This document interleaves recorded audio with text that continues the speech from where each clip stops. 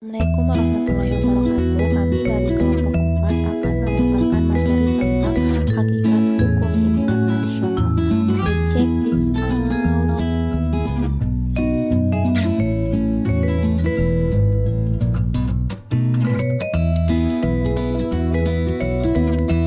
Assalamualaikum warahmatullahi wabarakatuh. Untuk mempersingkat waktu, merujuk pada subbab yang akan saya sampaikan yaitu mengenai hukum internasional. Hukum lingkungan internasional. Apa sih hukum lingkungan internasional itu? Jadi, hukum lingkungan internasional merupakan serangkaian aturan yang mengatur segala aktivitas internasional yang berkaitan dengan lingkungan, baik yang dilakukan oleh aktor maupun non-aktor, seperti organisasi internasional, MNC maupun individu.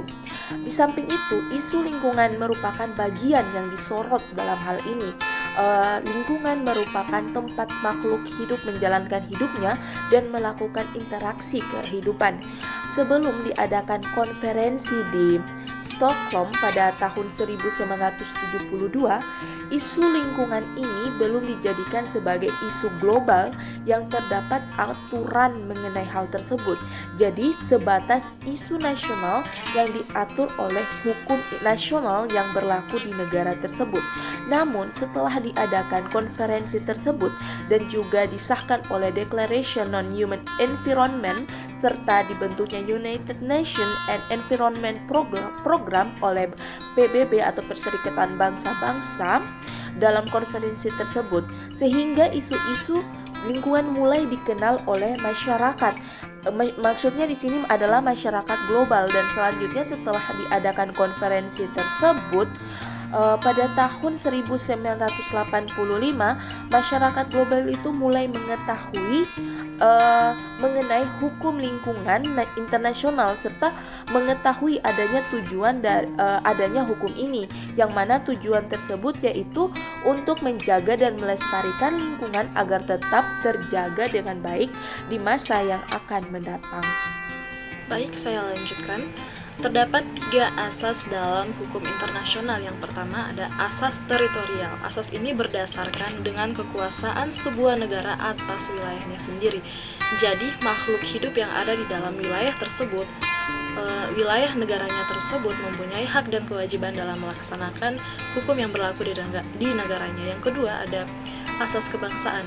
Asas ini berdasarkan dengan perlakuan negara terhadap warga negaranya. Artinya bahwa setiap warga negara dimanapun berada, baik ketika berada dalam negeri maupun di negara asing sekalipun.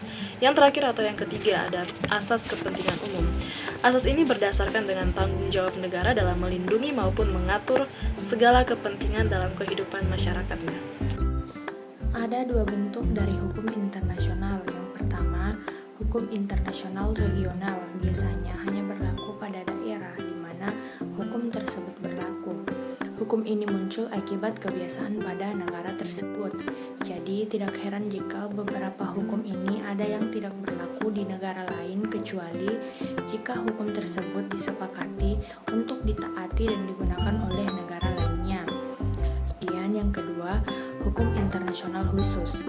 Hukum internasional khusus dalam bentuk ini biasanya berlaku dalam negara-negara tertentu di mana hukum ini timbul akibat dari perjanjian internasional yang multilateral. Jadi tidak semua negara berlaku hukum di mana hanya berlaku pada negara yang mengadakan perjanjian tersebut, di mana hukum ini muncul dari perjanjian 2 atau lebih negara untuk mencapai kesepakatan tertentu. Ada 5 teori yang mendasari sifat serta hakikat dalam hubungan internasional, yakni yang pertama itu teori hukum alam atau natural law theory. Teori ini mengatakan bahwa hukum internasional mengikat karena hukum internasional merupakan bagian dari hukum yang lebih tinggi, yaitu hukum alam yang diterapkan pada kehidupan masyarakat berbangsa-bangsa. Negara itu terikat atau tunduk pada hukum internasional dalam hubungan antara mereka satu sama lain, karena hukum internasional itu merupakan bagian dari hukum yang lebih tinggi, yaitu hukum alam. Yang kedua yaitu teori kehendak negara atau voluntarist theory. Teori ini pada dasarnya memandang hukum internasional sebagai hukum perjanjian antara negara-negara pada dasarnya negara yang merupakan sumber segala hukum dan hukum internasional itu mengikat karena kemauan negara itu sendiri untuk mau tunduk pada hukum internasional. Selanjutnya, teori yang ketiga akan dijelaskan oleh teman. Yaitu pada poin ketiga, yaitu teori kehendak bersama atau Vereenbarings teori. Teori ini berusaha membuktikan bahwa hukum internasional itu mengikat bagi negara, bukan karena kehendak mereka satu persatu untuk terikat, melainkan karena adanya suatu kehendak bersama yang lebih tinggi dari kehendak masing-masing suatu negara untuk tunduk pada hukum internasional. Teori ini juga memandang bahwa hukum internasional sebagai hukum perjanjian antar negara. Hukum internasional mengikat bagi negara karena adanya suatu kehendak bersama yang lebih tinggi dari kehendak masing-masing suatu negara untuk tunduk pada hukum internasional. Selanjutnya yaitu pada poin ketiga, yaitu teori fakta kemasyarakatan atau facts atau fait social theory. Berdasarkan ajaran teori atau mazhab Prancis, yaitu ajaran ini mendasarkan kekuatan mengikatnya hukum internasional pada faktor biologis, sosial, sejarah, kehidupan manusia, yang dinamakan dengan fakta kemasyarakatan atau fait sosial, yaitu bahwa mengikatnya suatu hukum mutlak perlu untuk dapat terpenuhinya kebutuhan manusia atau suatu bangsa untuk hidup bermasyarakatan. Dasar kekuatan untuk mengikat hukum internasional pada ajaran teori ini yaitu adalah karena hukum internasional mutlak diperlukan guna memenuhi kebutuhan bangsa-bangsa untuk hidup bermasyarakat. Berdasarkan ajaran mazhab Vienna, norma hukumlah yang merupakan dasar terakhir kekuatan mengikat hukum internasional. Kekuatan mengikat suatu kaidah hukum internasional didasarkan pada suatu kaidah yang lebih tinggi yang ada pada gilirannya, demikian seterusnya, hingga akhirnya sampailah pada puncak piramida kaidah hukum, yaitu tempat terdapatnya kaidah dasar yang tidak dapat lagi dikembalikan pada suatu kaidah hipotesis asal. Isu lingkungan dalam hukum internasional mulai dikenal semenjak adanya Konferensi Stockholm dan Konferensi Rio. Pembangunan nasional dan internasional mulai bergerak luas pada saat itu yang mengakibatkan terjalinnya interaksi internasional antara berbagai macam aktor, baik aktor negara maupun aktor non-negara seperti organisasi internasional, MNC, individu, dan aktor lainnya. Interaksi yang sangat mempengaruhi lingkungan internasional contohnya adalah aktivitas lalu lintas baik di darat, laut maupun udara yang melintasi jalur-jalur atau lintasan perbatasan negara atau jalur internasional. Seiring berkembangnya zaman juga bisa kita lihat dari aktivitas kerjasama ekonomi melalui perusahaan multinasional yang mana terdapat suatu tempat industri di suatu negara yang perlu dilindungi segala lingkungan di sekitarnya dari pencemaran dan masalah lainnya. Selanjutnya akan dijelaskan lebih lanjut oleh teman saya. Baik, selama perkembangan ini kita sudah menggunakan sumber daya alam seperti ikan, hutan, lapisan tanah dan air minum yang bersih dengan cepat, sehingga mengakibatkan keragaman hayati terancam. Pencemaran udara, air dan lain sebagainya yang tidak mengenal batasan wilayah, karena faktor alam yang pada akhirnya akan menyebabkan negara-negara lain terdampak. Kerusakan lingkungan hidup akibat konsumsi dan pembangunan yang berlebihan, perpadatan penduduk, kemiskinan, kelaparan, dan masalah lingkungan hidup lainnya memerlukan adanya hukum internasional. Hal ini tak lain untuk mengatur berjalannya segala aktivitas internasional yang berpotensi menyebabkan adanya suatu masalah yang berdampak pada lingkungan sekitarnya.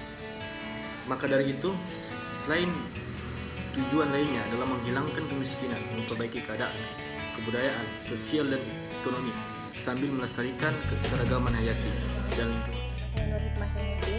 Jadi, seperti yang kita ketahui bahwa Konferensi Stockholm ini merupakan awal mula dari terciptanya hukum internasional yang saat ini Konferensi Stockholm ini membahas keprihatinan terhadap masalah-masalah lingkungan yang dirasakan semakin problematis di berbagai negara di dunia.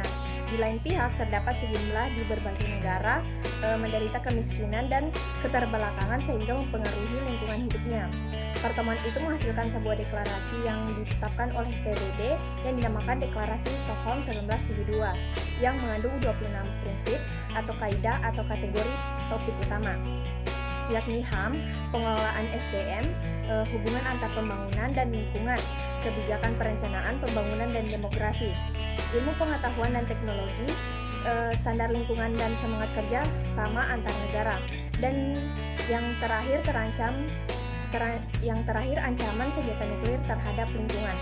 Selanjutnya, pada tahun 1980 berdasarkan keputusan Sidang Umum PBB pada Desember 1983 dibentuk sebuah komisi di dunia yang disebut World Commission on Environment and Development atau WCED yang bertujuan untuk mengajukan strategi jangka panjang pengembangan dan lingkungan di tahun 2000 dan sesudahnya, mengajukan pola-pola supaya masalah lingkungan merupakan dasar kerjasama antar negara dan mencari cara agar masyarakat dunia bersifat responsif secara efektif atas pengembangan berkelanjutan.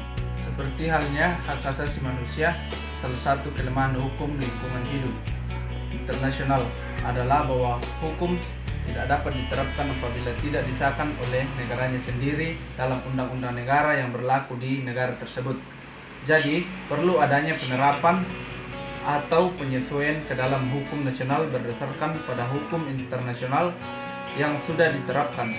Indonesia sendiri setelah berlangsungnya konferensi Stockholm dan diterapkannya deklarasi Stockholm, Indonesia sudah mengambil langkah untuk memperbaiki sistem pengelolaan lingkungan hidup dengan menerbitkan Undang-Undang Nomor 4 Tahun 1982 tentang ketentuan-ketentuan pokok pengelolaan lingkungan hidup yang kemudian digantikan oleh Undang-Undang Nomor 23 Tahun 1997 tentang pengelolaan lingkungan hidup, lalu mengalami perubahan lagi yang sekarang tercantum pada Undang-Undang Nomor 32 Tahun 2009 tentang perlindungan dan pengelolaan lingkungan hidup.